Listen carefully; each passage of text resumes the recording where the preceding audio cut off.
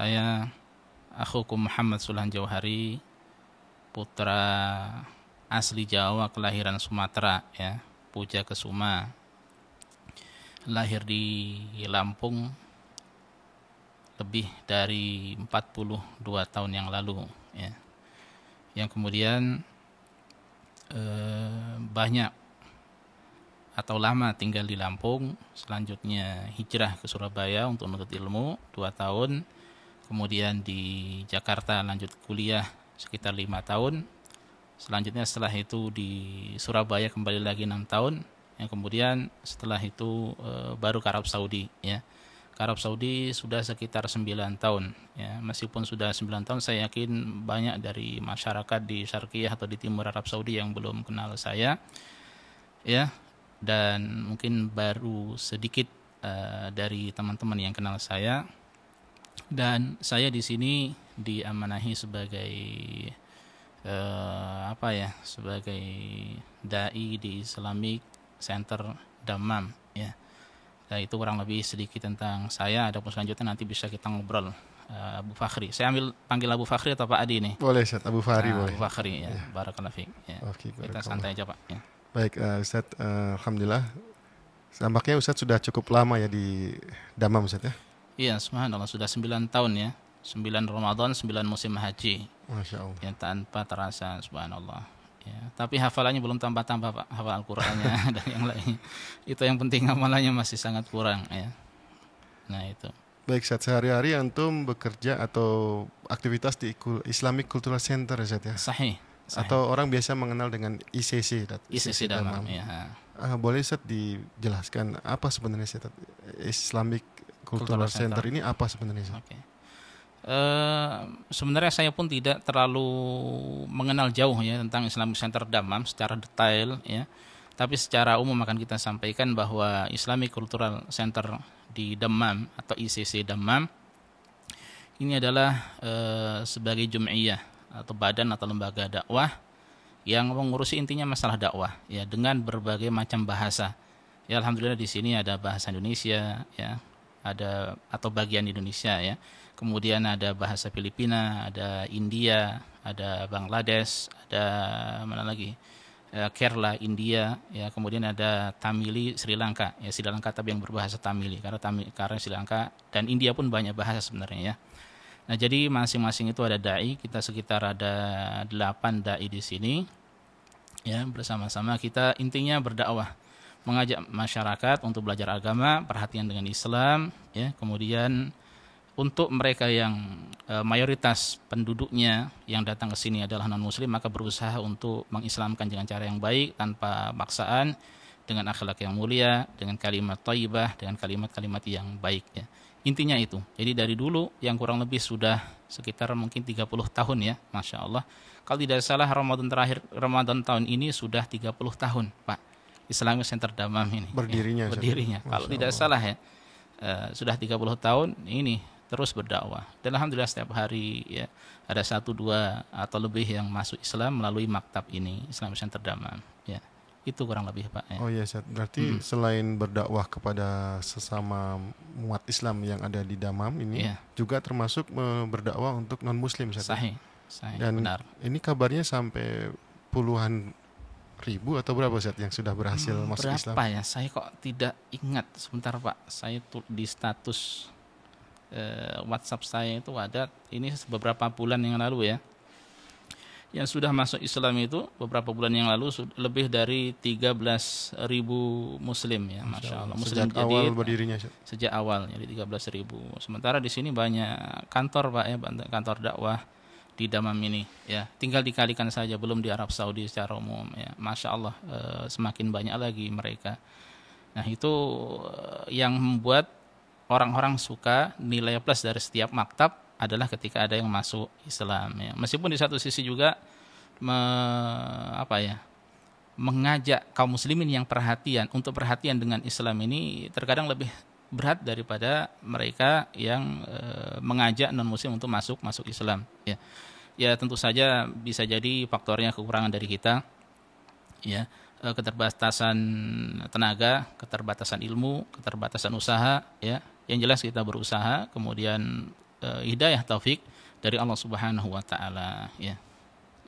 Masya Allah. Jadi ya, ternyata bukan hanya untuk warga negara tertentu, ternyata memang cukup banyak warga asing yang ikut bergabung dan merasakan manfaatnya dari ICC ini. Masya Allah. Kalau saya mengatakan bagi mereka Arab Saudi ini surga ya. Mereka datang ke sini ya mendapatkan surga dunia ya, dengan penghasilan yang meskipun tidak semuanya ya, tapi secara umum mereka datang ke sini adalah untuk bekerja.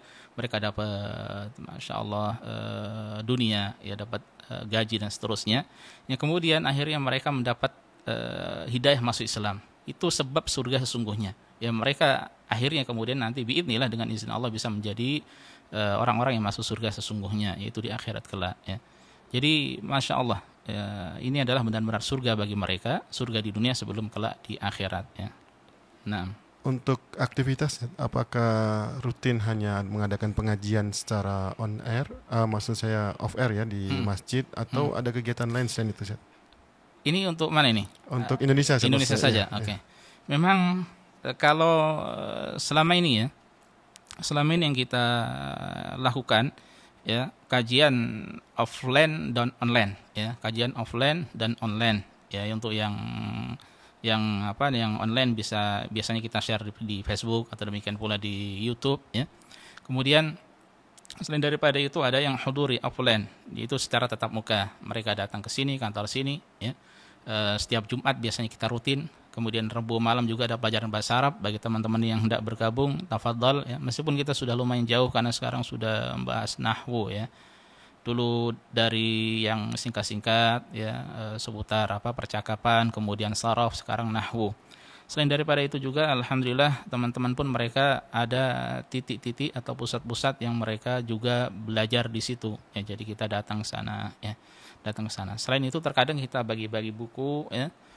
Meskipun memang sangat kurang ya usaha dari saya merasa sangat kurang ya. Meskipun di satu sisi memang jadwal seakan-akan itu padat ya.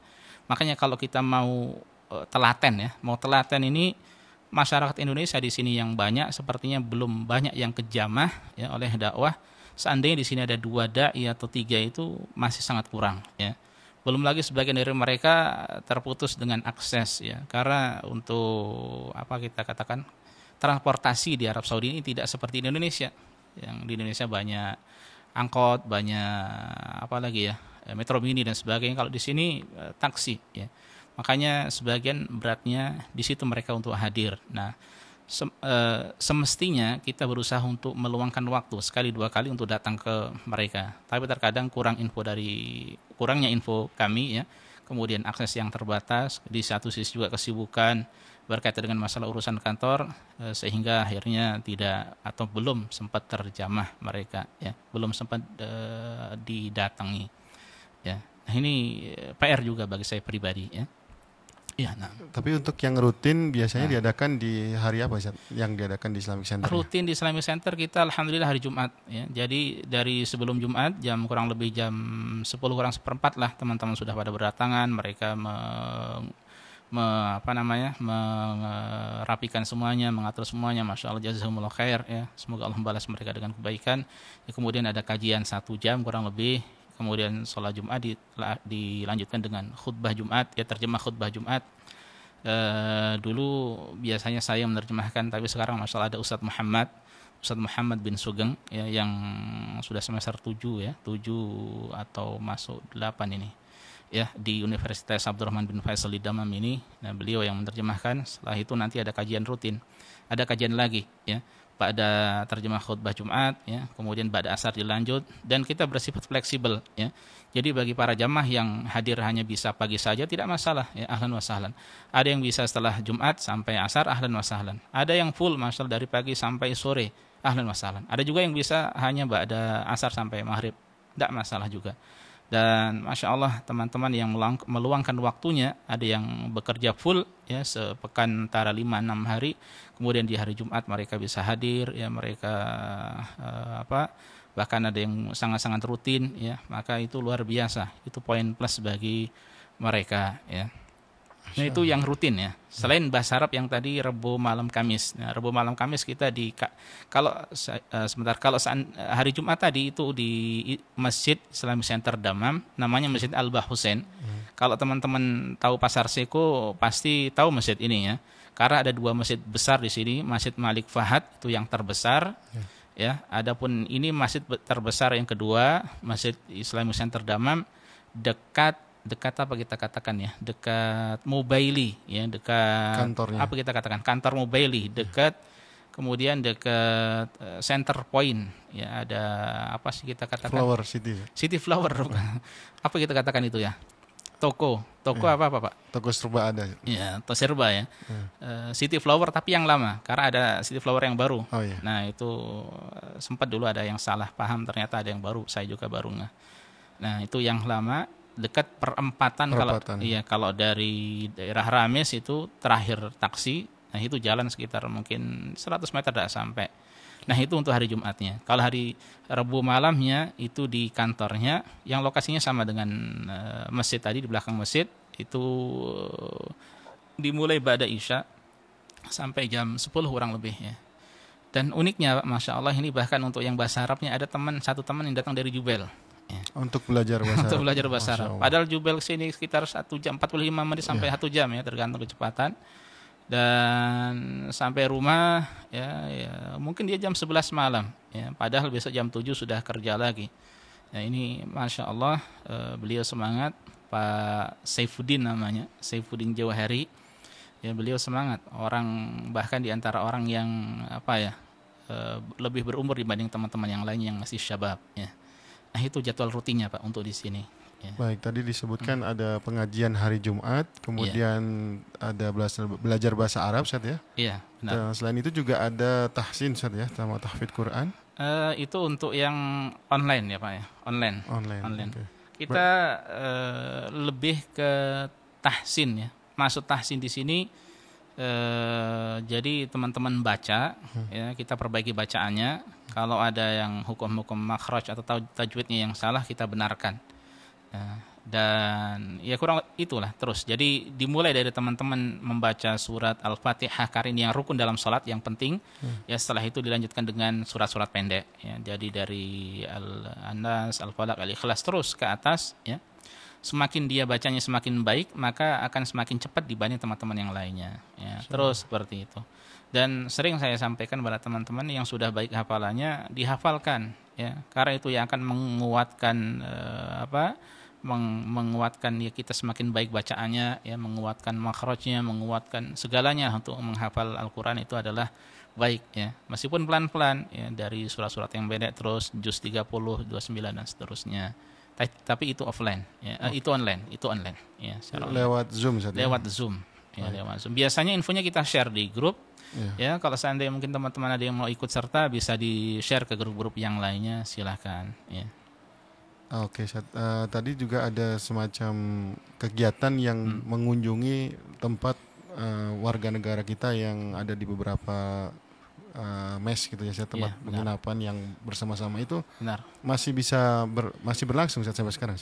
Allahumma musta'an, ini termasuk yang kita sudah berusaha komunikasi sama yang bertanggung jawab dari teman kita di sana, tapi sampai sekarang sampai ini sudah final exit belum berlanjut ya. Terkadang kita lihat aktivitas mereka itu paling beberapa teman yang kita kenal terkadang nge-like Facebook, kita tahu ini teman kita di sana masih ada ya.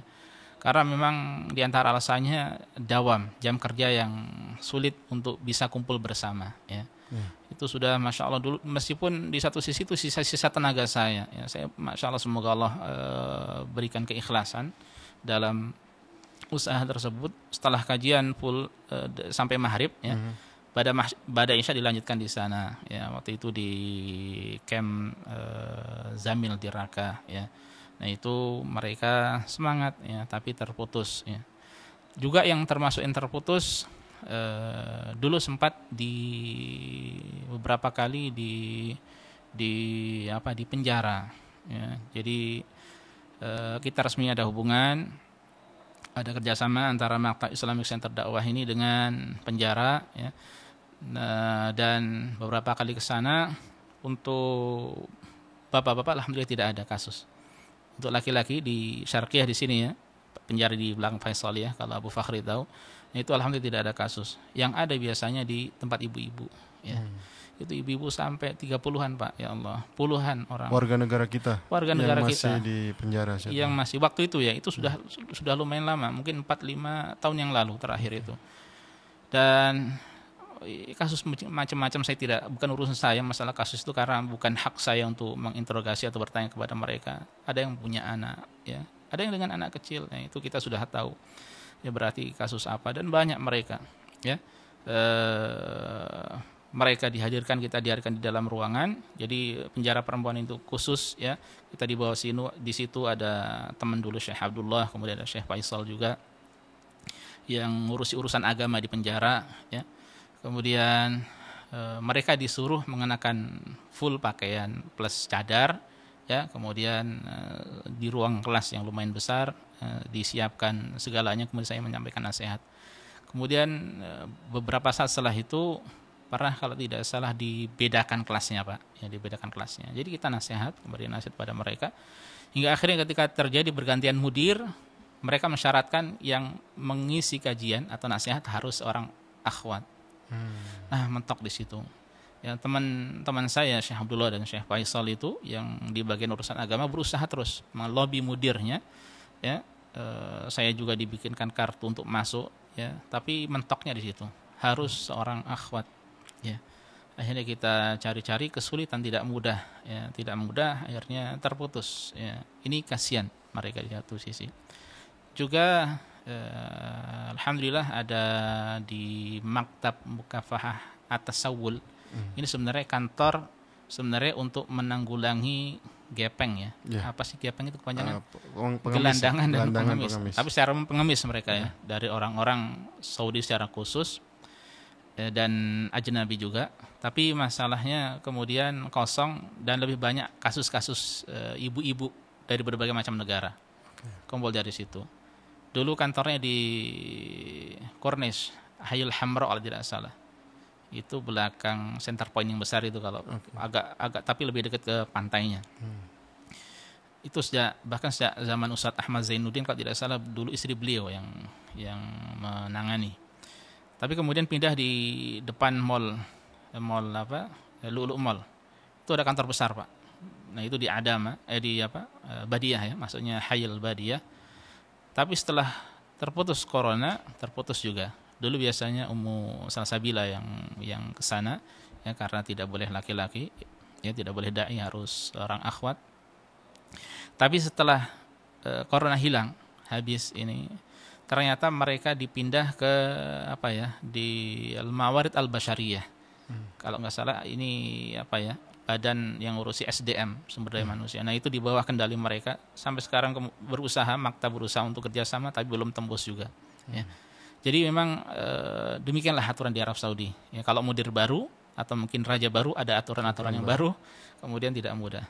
Pernah juga dulu ada di Maktab Al-Liaqah At-Tibbiyah, semacam klinik milik pemerintah Arab Saudi, yang kita disiapkan stand di situ ya, stand secukupnya, kita bagi-bagi kitab saja ya. Setiap dai bertugas setiap sepekan sekali saja, kita gantian, 9 atau 8 orang itu bergantian terus ya. Subhanallah,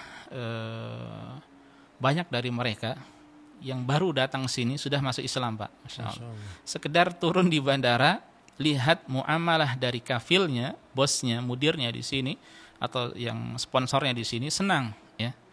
Nah kemudian ke sana itu untuk cek kesehatan sebelum mengeluarkan iqamah atau kartu, kita artikan iqamah itu kartu KTP lah ya, KTP sementara di sini. Nah itu sudah Masya Allah, mereka sudah suka ya, suka dengan hal tersebut, akhirnya masuk Islam dengan akhlaknya, dengan muamalahnya, dengan sambutannya, masuk Islam. Itu pun ini sudah lama juga, terakhir mungkin 3-4 tahun yang lalu kantornya pindah, kita ngurusi perizinan ke sana ya, Islam Center, belum tembus juga sampai sekarang. Nah itu di antaranya ya, sampai sekarang ya. Jadi sangat banyak kegiatan Ustaz ya, dan adat juga Ustaz. Iya. Dan ada yang lain-lain, cuma sebagian yang sangat disayangkan karena mungkin waktu akhirnya lupa ya akhirnya lupa. Sesekali dua kali Pak, terkadang kita diundang di dulu namanya Hay'atut Tahqiq, itu badan investigasi nasional sini ya, untuk urusan ya kasus-kasus mereka lah. Sekarang diganti nama menjadi An-Niyabah Al-Amah. Yang tahu ya di jaksa penuntut umum. Apa namanya? Penuntut umum. Penuntut umum. Nah, pindah ke sana itu kasus-kasus juga Pak. Kasus-kasus saya disuruh jadi di dalam ruangan, kemudian disuruh menerjemahkan apa yang ini ada kasus apa dan sebagainya. Ya macam-macam kasusnya. Ya 2 atau 3 kali saya kalau tidak salah merah ke sana. Ya sampai sekarang tidak ada lagi, menunjukkan alhamdulillah tidak ada kasus. Ya. Sesekali 2 kali terkadang diminta untuk menjadi penerjemah juga di mahkamah. Cuma kita berada di tempat, ya, kemudian mereka live kan, dan itu disumpah Pak. Jadi sebenarnya kalau ada dai-dai yang resmi di Arab Saudi, ketika ada kasus-kasus apapun tidak boleh disebarkan ke orang lain. Mungkin kalau pribadi masih tidak masalah, tapi masalahnya kemudian ketika di-share ke teman, kemudian teman itu nge-share di Facebook, dan ini saya dapatkan. Ya, saya dapatkan. Ada Nah, makanya itu tidak diperkenankan itu. Jadi tersumpah kasusnya apa tidak diperkenankan. Ya, tidak boleh di-share, tidak boleh direkam, tidak boleh apapun ya. Karena itu tertutup rahasia. Sifatnya rahasia, benar ya. Itu paling kurang lebih kerjaan ataupun tugas kita di sini, plus mungkin terjemahkan apa yang perlu diterjemahkan ya, buku-buku atau kutaibat, buku-buku saku ya, atau dan lain sebagainya. Mungkin itu kan. Masya Allah Ustaz.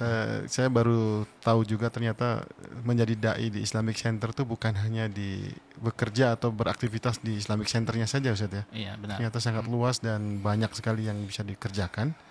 Dan barangkali rekan-rekan juga kurang begitu memahami, saya belum tahu juga ternyata antum banyak juga membantu terkait permasalahan-permasalahan kalau kita kenal dengan PMI, pekerja migran Indonesia, yang terkait dengan hukum, terkait dengan kepolisian dan seterusnya yang tadi disebutkan. Benar. Saya kembali ke ini ke yang terkait dengan aktivitas di Islamic Center sendiri Ini kan ada beberapa kabar yang belum sampai ke teman-teman.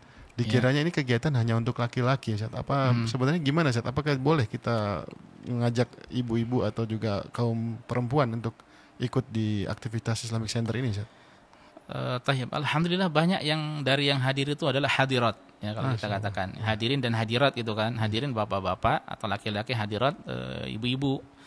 Ya alhamdulillah banyak ya. Tapi memang akhir-akhir ini karena banyak yang cuti, musim panas dan musim liburan, banyak yang cuti, banyak yang keluar kota, sehingga jumlahnya tidak seperti waktu normal, waktu sekolah ya, waktu aktivitas biasa.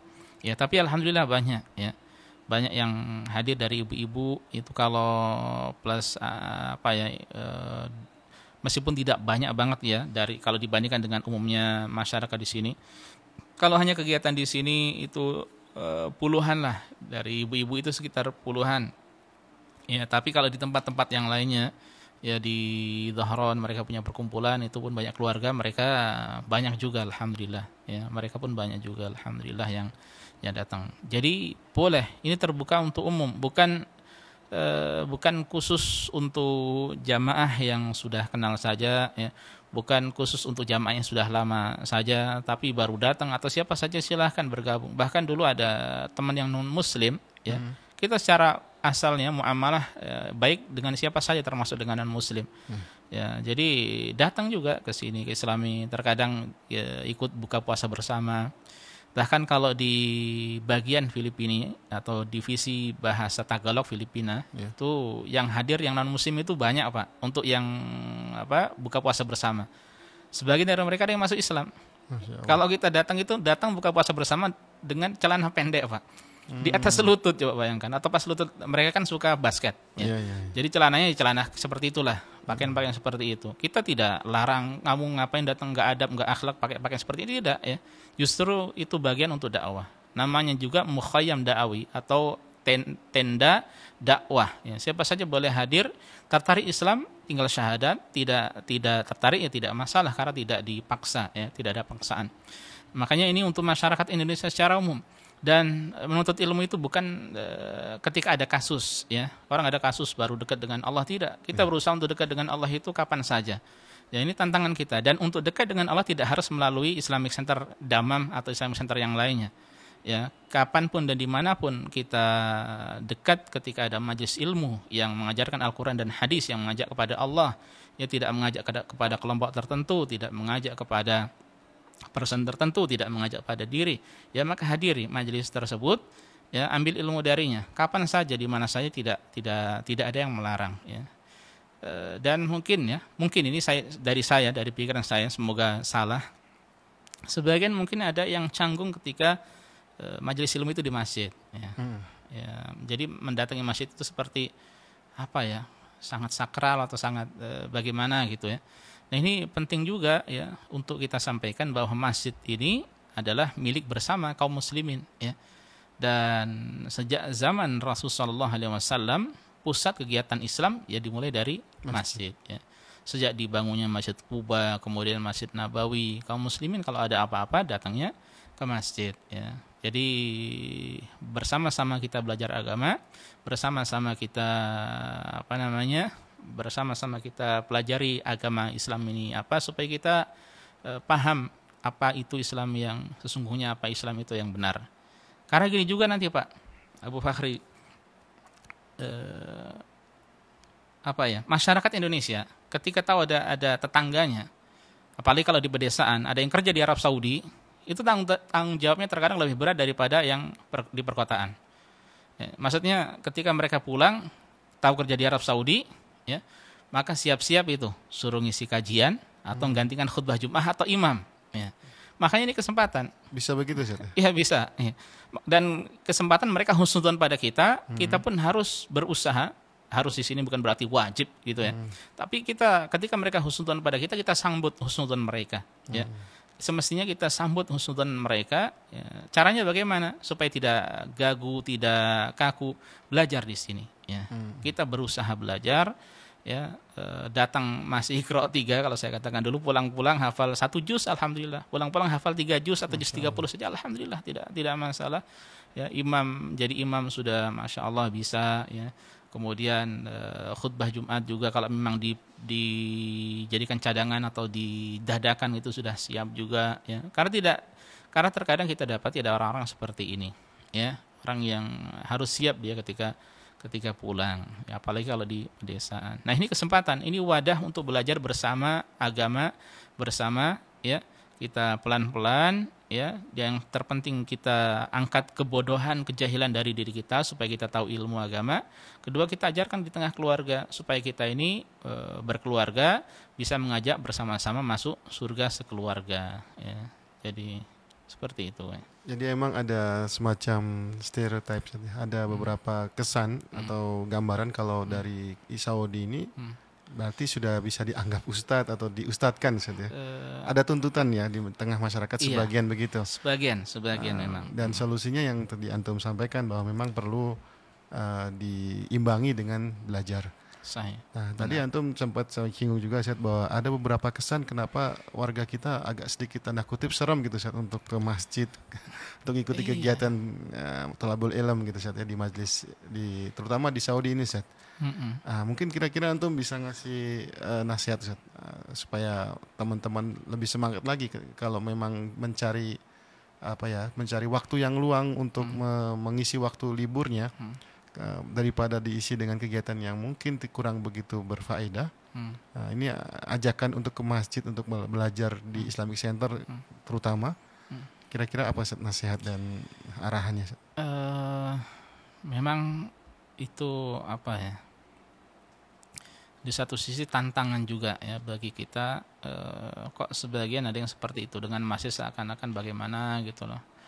Padahal dia kan sholat di masjid, sholat Jumat di masjid, ya. Terkadang Idul Fitri, Idul Adha pun di masjid, ya. Atau kalau ada pernikahan, sebagian masyarakat Indonesia ke masjid, sholat jenazah di masjid, apalagi, ya.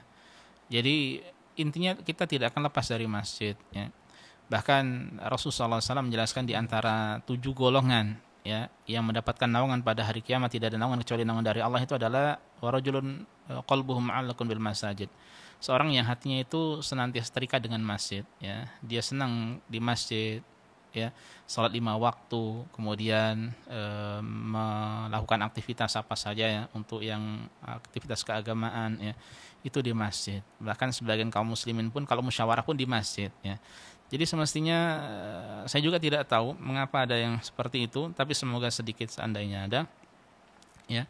Namun terlepas dari itu perlu kita sampaikan bahwa masjid, ya, adalah tempat yang paling dicintai oleh Allah Subhanahu wa taala, ya, masjid, ya.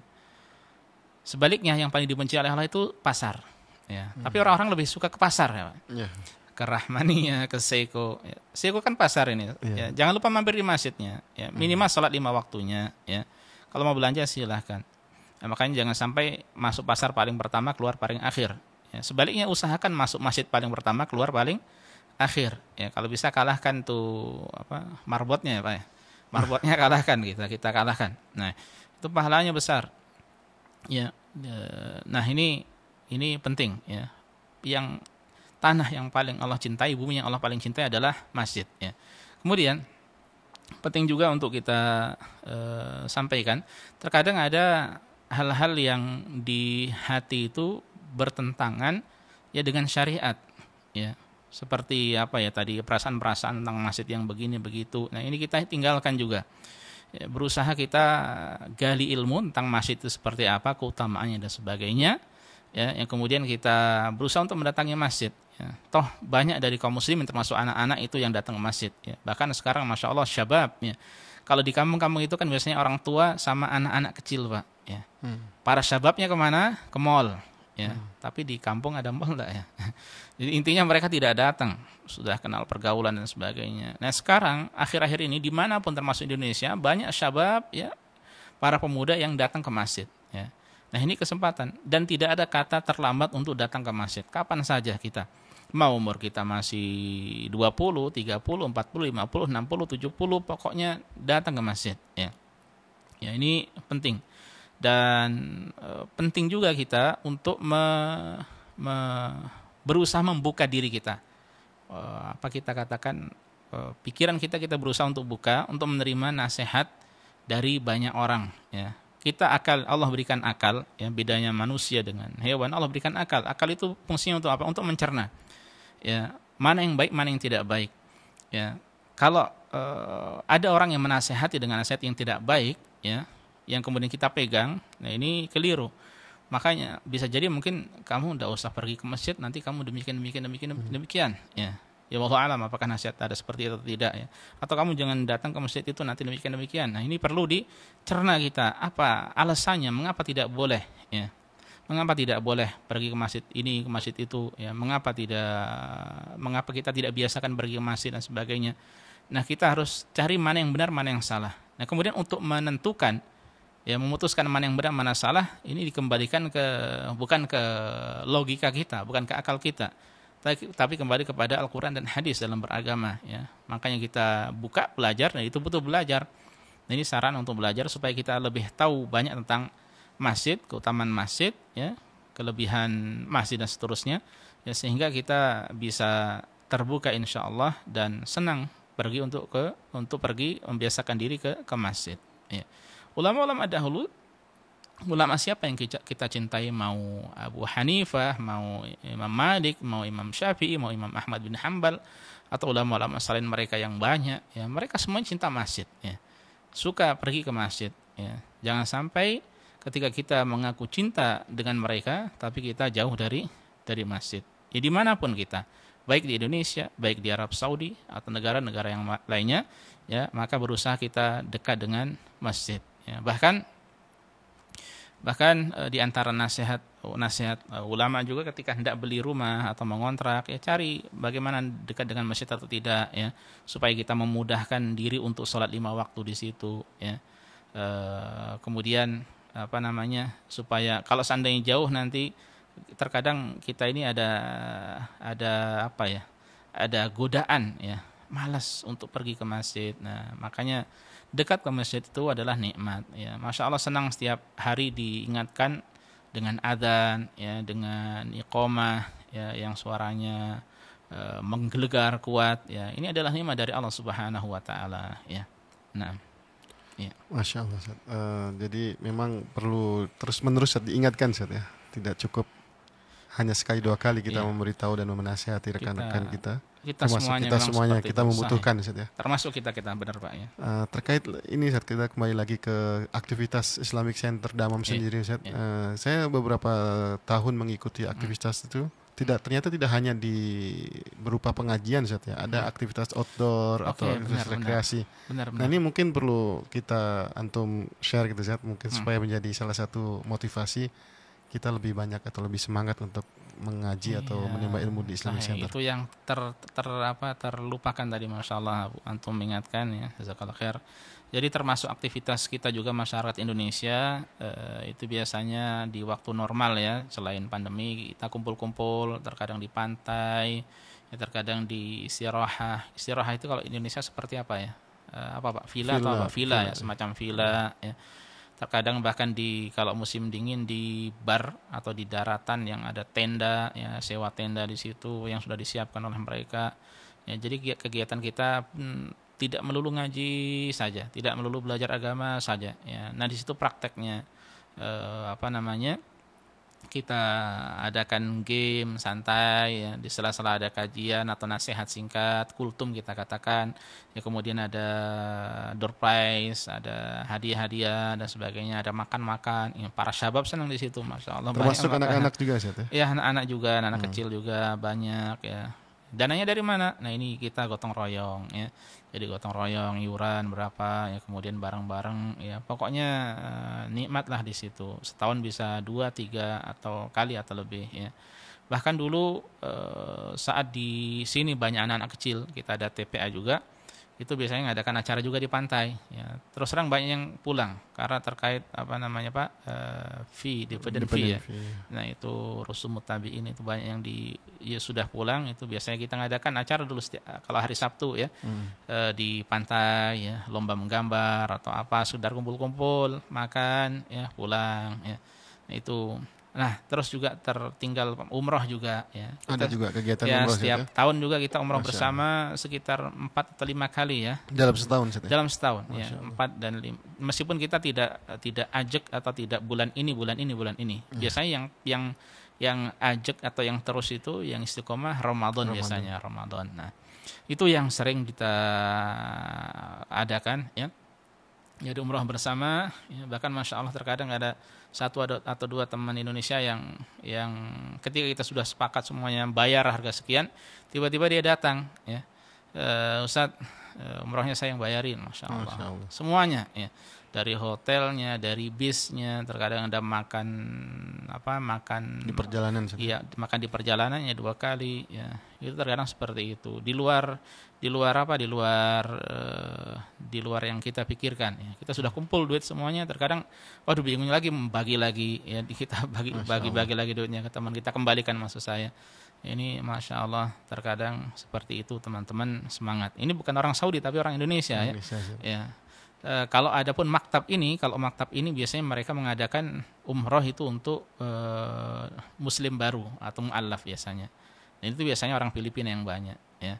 Orang Indonesia saya hanya pernah ikut sekali ya, teman-teman, tapi terkadang ada mahasiswa kayak FUPM yang Masya Allah ikut waktu itu ya. Nah, itu kalau untuk kegiatan umroh secara umum ya, di luar dari 4 atau 5 kali kegiatan bagian Indonesia tadi ya. Masya Allah, itu yang saya ingat lagi. Ya, alhamdulillah ini kita sudah mau menjelang jam 10 Ustaz. Jadi masih ada waktu, saya minta 10 menit lagi nih Ustaz. Silakan. Ada hal terkait dengan ini Ustaz. Kita tadi diberi nasihat bagaimana kita supaya rajin menuntut ilmu, kemudian meluangkan waktu untuk belajar dan seterusnya. Bagi kita yang bekerja Ustaz ya, ini kan kita tujuan ke Saudi sebenarnya kita kerja nih Ustaz.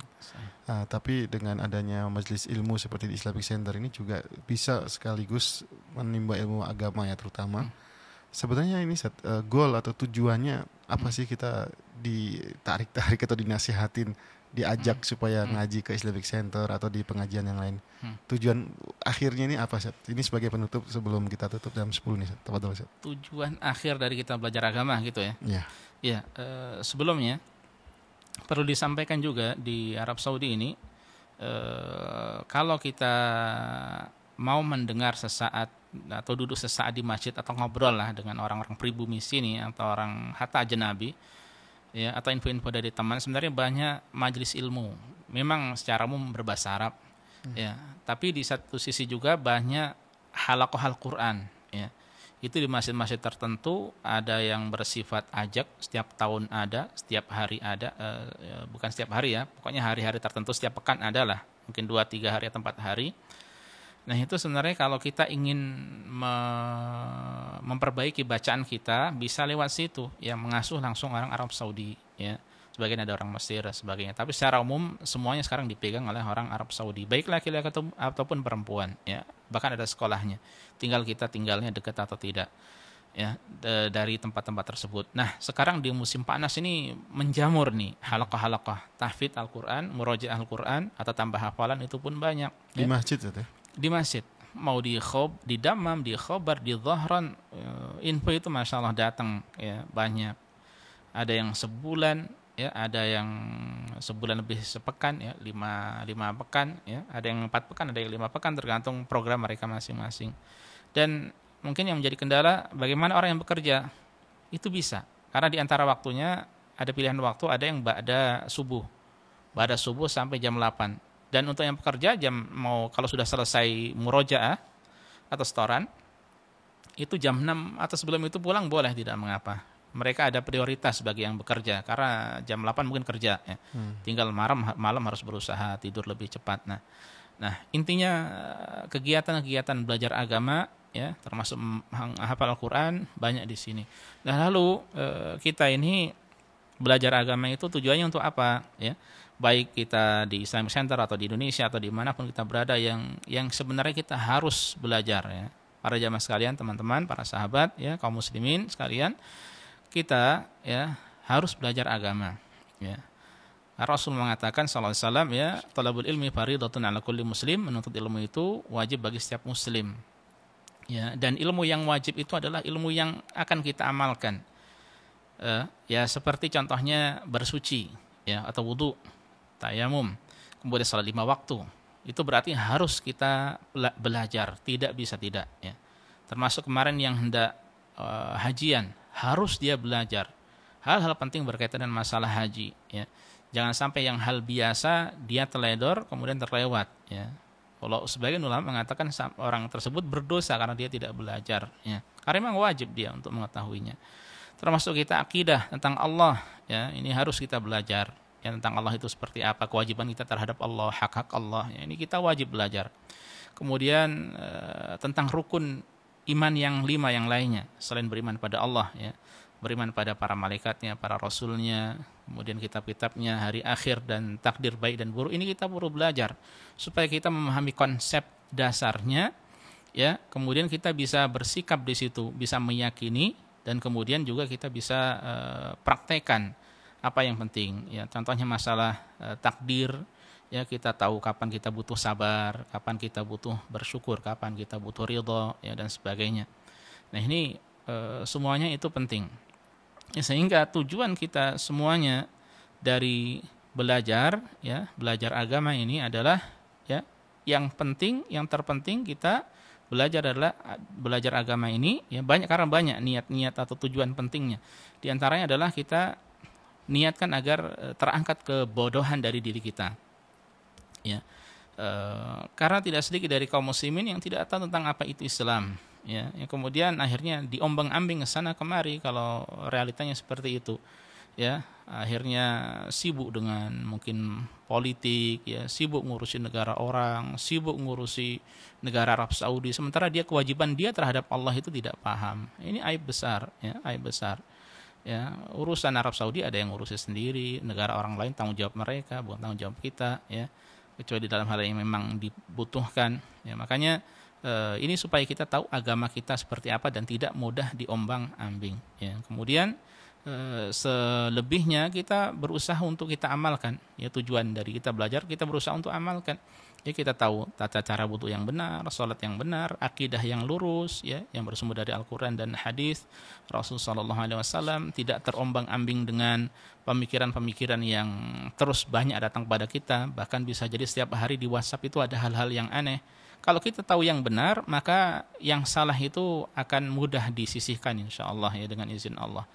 Ya, yang kemudian yang kalau kita rinci ini banyak, yang terpenting dari itu bahwasanya menuntut ilmu itu adalah jalan mudah, jalan simpel menuju surga Allah Subhanahu wa taala, ya. Jadi jangan kira ketika seorang Islam kemudian dia dijamin masuk surga dengan Islam, cukup Islam saja tanpa tahu ilmunya, ya. Ini belum tentu memang Islam seorang muslim itu ada jaminan masuk surga. Ya, tapi dia pun untuk tahu Islam yang benar supaya tidak keliru, dia harus belajar, ya. Karena bisa jadi dia terjerumus ke dalam kekafiran, naudzubillah, ke dalam kesyirikan, ya, ke dalam apalagi bisa jadi murtad tanpa sadar, ya, dan lain sebagainya. Apalagi di tengah gejolak kaum muslimin sekarang diserang dari internal dan dari eksternal, dari dalam dan dari luar, ya. Banyak orang yang mengaku Islam padahal dia bukan, ya. Demikian pula musuh-musuh Islam pun berusaha untuk mencabik-cabik kaum muslimin, ya. Seakan-akan mereka ibaratnya seperti hidangan yang disiap disantap oleh musuh-musuhnya. Ini yang disampaikan oleh Rasulullah SAW, yang mana jumlah banyak itu bukan menjadi kebanggaan, ya. Kalau jumlah banyak dan kualitasnya baik, masya Allah, ya. Yang penting untuk kita perhatikan pertama kualitasnya, dan yang terpenting lagi kualitas diri kita, ya. Nah, berkaitan dengan masalah menuntut ilmu, jalan pintas, jalan mudah menuju surga, Rasul mengatakan, man salaka tariqan yaltamisu fihi ilman sahalallahu lahu bihi tariqan ilal jannah. Siapa yang meniti suatu jalan dia mencari padanya ilmu, maka Allah akan mudahkan jalan menuju surga. Ya, tentu berbeda antara orang yang berilmu dengan yang tidak berilmu. Hal yastawil ladzina ya'lamuna wal ladzina la ya'lamun? Adakah sama antara orang yang berilmu dengan orang yang tidak berilmu? Ya, tentu berbeda. Ya, orang yang berilmu dia akan tahu bagaimana akidah yang lurus, wudu yang benar. Ini dari yang simpel-simpel dulu, ya.